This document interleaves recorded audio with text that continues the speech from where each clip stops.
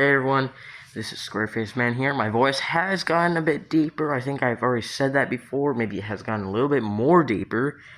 I don't know.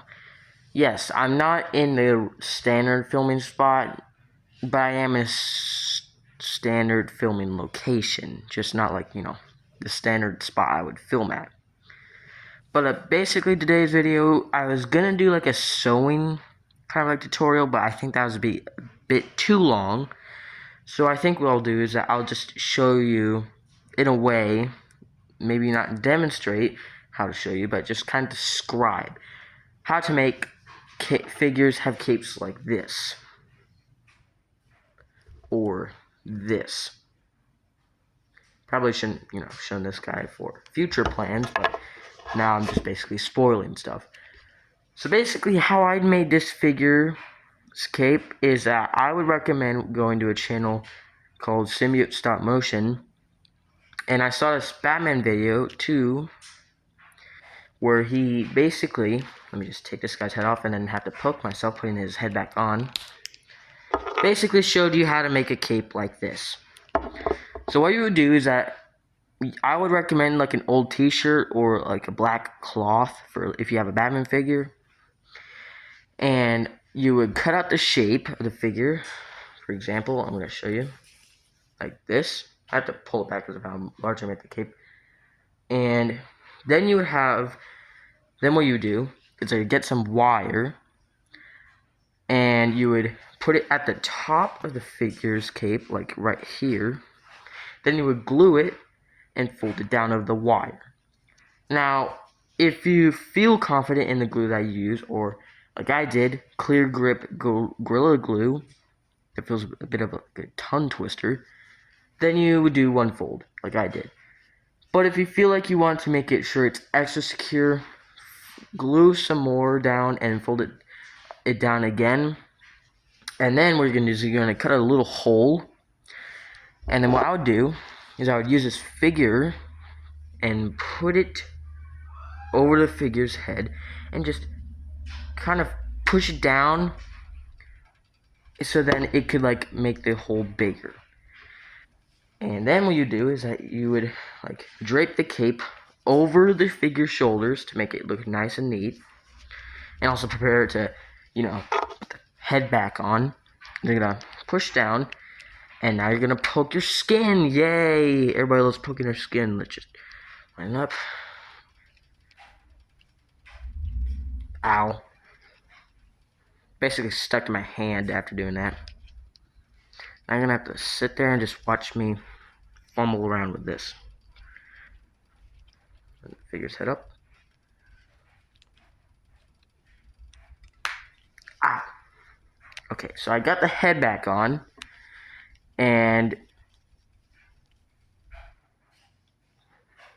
okay, so there it looks like that. And also, this is what my hand looks like after the pushing, but ignore it, it's fine. Now, the figure looks like this. And now, I'm going to show you how big it is compared to the figure. Now, of course, though, since this hole is kind of big, it kind of just does this with the figure and shows you the collar. I wouldn't try to care about it because, not everything is going to be perfect. But if I push the figures up a bit more, the cape is this big compared to the figure. And what I like about it is that it really kind of shows how big Batman's cape is, and I think it represents that really nicely. Because you know how Batman's cape just basically is like this thing that he could just hide in, because it's like a cloak. Well, if you wanted to, you could do the same. Because you just, you need to make it big enough. Push that together.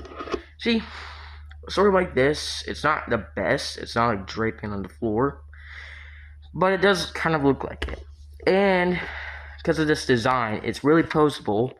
And you don't need to worry about, cape.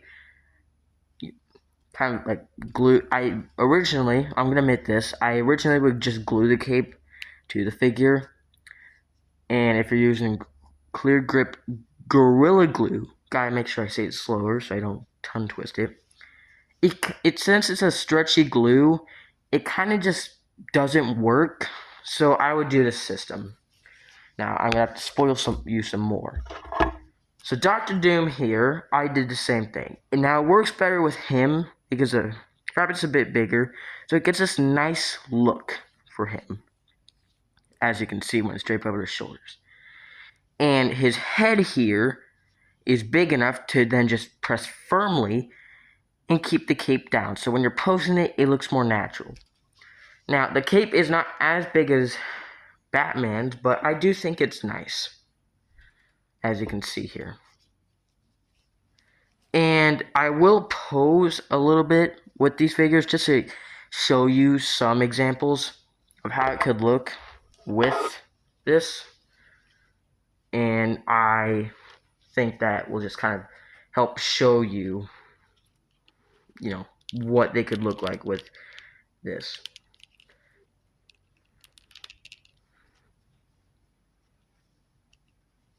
Now you're gonna have to sit there and just watch me do this. Something like this, when it's gliding or something like that. And also news about the stop motion that we'll be doing soon. I'm still filming it because, as I mentioned before in this one short that I did, kind of like an update. Basically, the stop motions I made before, the one I'm currently filming, are stuff that are pre-made. And what I mean by that is that, like, I made them because I wanted to post them originally to YouTube, and now that I can't, I did. So now that I did, I now have to go to the basics and just start filming them again. So this is the kind of stuff that you can't see for a while because I have to actually film them, and since they're not pre-made now.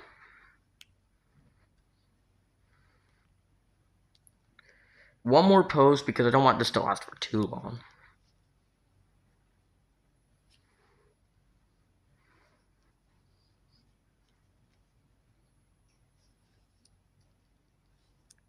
Sorry if it's quiet, I just don't have that much stuff to say. But basically, yeah, it's just like I will be, might as well just spoil some more. I will be including this guy in a future stop motion, but I'm not going to say it because if I do, it's just going to be completely ruining the surprise. Shift this up a little bit more. So something like this kind of pose. I'm just basically showing you examples of what you could do with this kind of cape design, because I would recommend doing it if you do plan to make yourself future capes for your figures.